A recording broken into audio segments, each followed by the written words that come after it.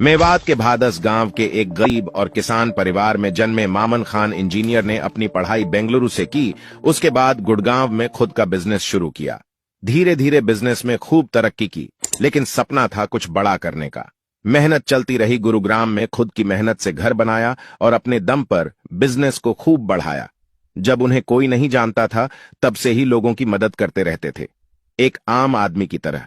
लेकिन उनका सपना था हरियाणा की राजनीति में आना और अपने लोगों की सेवा करना, इलाके की सेवा करना। धीरे धीरे वो फिरोजपुर झिरका हलके में घूमने लगे और कांग्रेस पार्टी को ज्वाइन कर लिया। 2009 के चुनाव के पहले उन्होंने इलाके में घूमकर चुनाव लड़ने का मन बनाया। मेवात के लोग टिकट को बहुत महत्व देते थे। अब कांग्रेस पार्टी का टिकट उन्हें लाना था। उनके चुनाव लड़ने को लेकर कोई भी सीरियस नहीं था, क्योंकि खानदानी राजनीति का बोलबाला था। उस समय सबको यही लग रहा था कि आजाद को टिकट मिलेगा। मामन खान को लेकर तो लोग हंसते थे, लेकिन हुआ यूं कि टिकट का समय आया और मामन खान को कांग्रेस ने टिकट दे दिया। किसी को विश्वास नहीं हुआ, सबके सब आश्चर्यचकित रह गए। पूरे इलाके में मामन खान का नाम सबकी जबान पर हो गया। समय के मौजूदा डिप्टी स्पीकर आजाद का टिकट काटना ऐसे समझो जैसे शेर के मुंह से मांस छीन लिया हो। बिल्कुल इम्पॉसिबल बात थी, पूरे इलाके के लिए, खास तौर से झिरका विधानसभा के लोगों के लिए। उसके बाद चुनाव हुआ और मुकाबला था उस समय के इनेलो कैंडिडेट नसीम अहमद से। नसीम अहमद को 42,824 वोट मिले और मामन खान को 24,630 वोट मिले और नसीम अहमद चुनाव जीत गए। उसके बाद मामन खान ने हार नहीं मानी, तब कांग्रेस की सरकार बनी।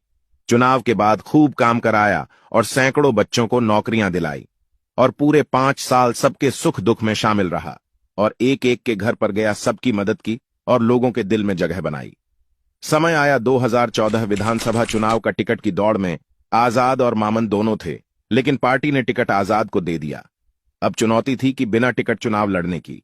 लोगों ने कहा, आप चुनाव लड़े, हमें टिकट की जरूरत नहीं है, हम आपके साथ हैं। और फिर लोगों की मोहब्बत को देखते हुए मामन खान ने इंडिपेंडेंट चुनाव लड़ा, मजबूती से चुनाव लड़ा। उस समय इनेलो प्रत्याशी नसीम अहमद को 40,320 वोट मिले और मामन खान को 37,075 वोट मिले और थोड़े से मार्जिन से चुनाव हार गए। दो बार हार के बाद भी मामन खान ने हिम्मत नहीं हारी और फिर मजबूती के साथ झिरका विधानसभा के लोगों के साथ दिल से जुड़े रहे, उनके कंधे से कंधा मिलाकर खड़े रहे।